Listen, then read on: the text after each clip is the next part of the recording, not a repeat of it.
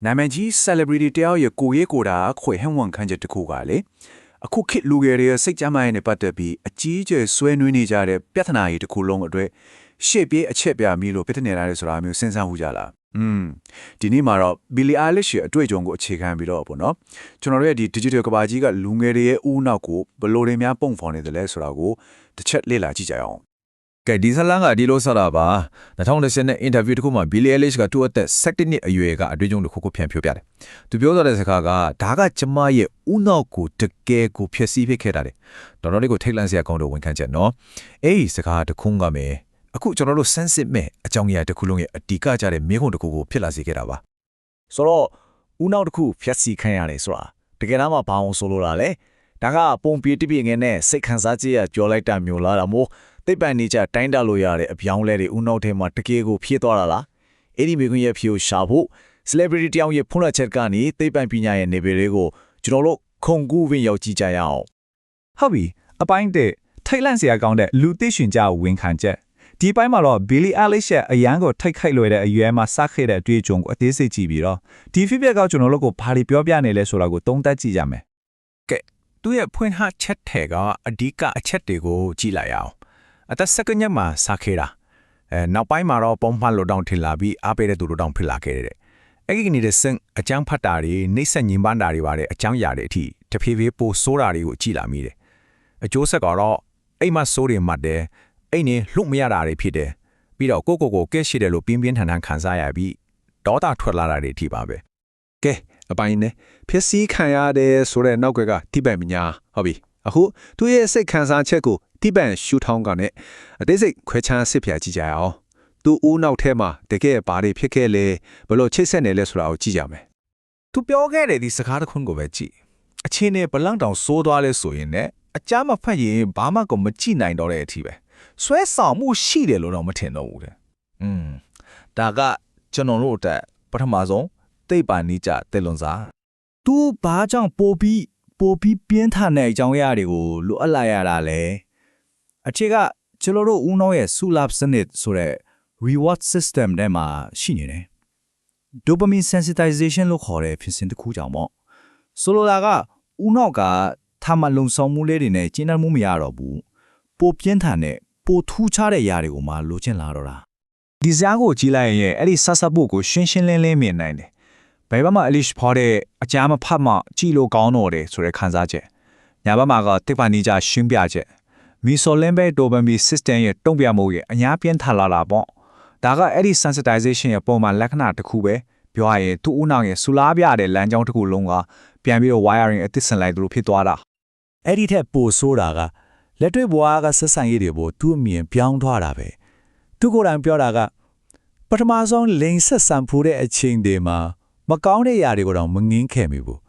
ဘာလို့လဲဆိုတော့ဒါကငါဆွဲဆောင်မှုရှိတယ်လို့ထင်ရမယ့်အရာပဲလို့ကိုယ့်ကိုယ်ထင်နေခဲ့လို့တယ်ဒါကအာယုံကျော်စနစ်ပေါ်တရားမှုရဲ့နောက်တစ်ဆင့်ကိုရောက်သွားတာကိုပြနေတာပဲတိပ္ပံပညာမှာဒီဖြစ်စဉ်ကို negative prediction error NPE လို့ခေါ်တယ်ဆိုလိုတာကဦးနောက်ကမျောလင့်ထားတာနဲ့လက်တွေ့ကကွာနေတဲ့အခါဖြစ်တဲ့ error ပေါ့ဥပမာဗျာ online မှာအရန်ကိုလက်ပါပြီးစကြင်စရာကောင်းတဲ့အစားတော့ပုံတွေအမြဲကြည့်နေတဲ့သူကလက်တွေ့မှာတာမန်အိမ်ချက်ဟင်တဲ့ပွဲကစိတ်ပျက်စရာလို့ဖြစ်သွားနိုင်တယ်လို့ပဲသူဦးနောက်ကလက်တွေ့ဘဝရဲ့တဘာဝကြတဲ့ဆက်ဆံရေးထား online ကပုံကြီးကျက်ထားတဲ့လုံဆုံမှုတွေကိုပဲတောင်းဆိုနေတော့တာဆိုတော့ဒီဇာတ်ပြနေတဲ့အဓိကအချက်ကဒါပဲသူဦးနောက်ကလက်တွေ့ဘဝကတဘာဝကြတဲ့ဆက်ဆံရေးတွေကိုတန်ဖိုးမရှိဘူးလို့သတ်မှတ်ပစ်လိုက်ပြီးအကျင့်ပါနေတဲ့ digital လှုံ့ဆော်မှုတွေကိုပဲဦးစားပေးနေခဲ့တာဒါတကယ်ကိုကြောက်စရာကောင်းတဲ့ဦးနှောက်ဖွဲ့စည်းပုံအပြောင်းအလဲတစ်ခုပဲကဲအပိုင်းတော့အလုံးမဖြစ်တဲ့ဖြေရှင်းနေဒီလိုပြုမှုတွေကဘာကြောင့်ဖြစ်လာတာလဲဒါကဒီအတိုင်းအကြောင်းပဲဖြစ်လာတာမဟုတ်ဘူးသူ့ရဲ့နောက်ွယ်မှာ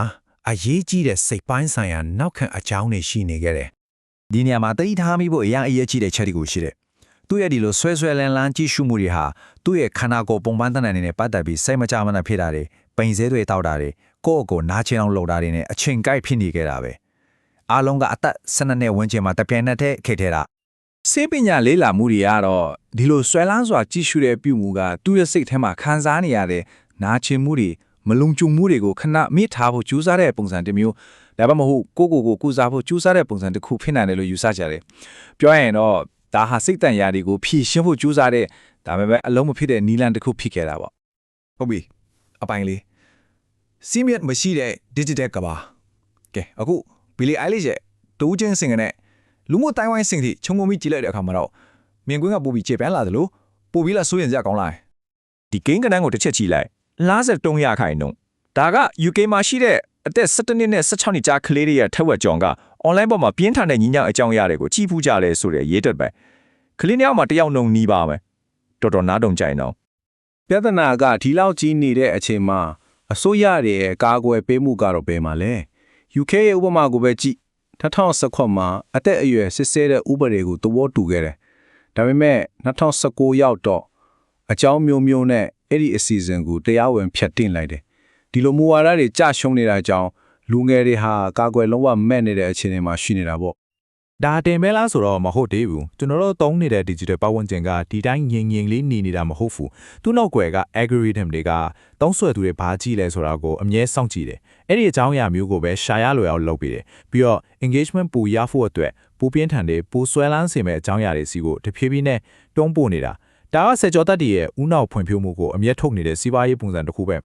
ကဲနောက်ဆုံးအပိုင်းအမြင့်ဆက်ဆွေးနွေးမှုနဲ့ဖြည့်ရှင်းနေတယ်ဒီလိုစင်ခေါ်မှုတွေအများကြီးကြားတဲ့ကနေကျွန်တော်တို့ရှေ့ဆက်ဖို့ဘယ်လိုလမ်းထီရှိနိုင်မလဲလူတို့ရဲ့တုံ့ပြန်မှုတွေနဲ့ဖြစ်နိုင်တဲ့ဖြည့်ရှင်းလေးတွေကိုတစ်ချက်ကြည့်ကြရအောင် လူထုရဲ့တုံ့ပြန်မှုတွေကလည်းနှစ်ချမ်းကွဲနေတယ်တစ်ဖက်မှာတော့သူခံစားချက်ကိုလုံးဝနားလေတယ်ဆိုပြီးစာနာထောက်ခံကြတယ်နောက်တစ်ဖက်မှာတော့ကြီးဖို့ဘသူမှအတင်းချက်ခိုင်းကြတာမဟုတ်တာဆိုပြီးအဖြစ်တင်ကြပြန်ရောအဲ့ဒီလိုအမြဲဆက်ဆွဆွဲတာဒီအဖြစ်တင်တာတွေကဒီပြဿနာကိုပြည်သူ့ကျန်းမာရေးပြဿနာတစ်ခုအနေနဲ့ဖြေရှင်းဖို့စ조사တဲ့နေရာမှာအကြီးမားဆုံးအထားအစီတစ်ခုဖြစ်နေတယ် ဒါကြောင့်ဒီပြဿနာကိုဖြေရှင်းဖို့ဆိုရင်ဖက်ပေါင်းဆောင်ကနေချင်းကပ်ဖို့လိုတယ်စေပညာပိုင်းမှာဆိုရင်စိတ်ချမ်းသာရေးကုထုံးတယ်လို့မယ်မူဝါဒပိုင်းမှာဆိုရင်အသက်အရွယ်စစ်ဆေးမှုတွေကိုတကယ်တိတိရောက်ရောက်ဖြစ်အောင်ဖြစ်ထမ်းဖို့อัลกอริทึมတွေကိုထိုင်းညှိဖို့လိုတယ်ပညာရေးမှာဆိုရင်လည်းဦးနောက်အပေါ်တရားမှုတွေတဖို့လူညီမှုအကြောင်းတွေပါတယ် digital settlement အရေးကိုဖြစ်မမနေတင်ကြဖိဖို့လိုအပ်လာပြီ ဒီတော့ဒီဆွေးနွေးမှုကိုဒီမေးခွန်းလေးနဲ့အဆုံးသတ်လိုက်ချင်ပါတယ်လူတစ်ယောက်ရဲ့ဇလန်းကမျိုးဆက်တစ်ဆက်လုံးဂျုံတွေ့နေရတဲ့အချက်အသေးအတွက်အချက်ပြမီးတစ်ခုဆိုရင်ဖွံ့ဖြိုးဆဲဦးနောက်တွေအတွက်ပူပြီးပေးခင်တဲ့ digital ကဘာတစ်ခုကိုပြန်လဲတိဆောက်ဖို့ပုံဖော်ဖို့ကျွန်တော်အားလုံးမှာဘယ်လိုစုပေါင်းတောင်းနေရှိနေမလဲဒါကစဉ်းစားစရာတစ်ခုပါပဲ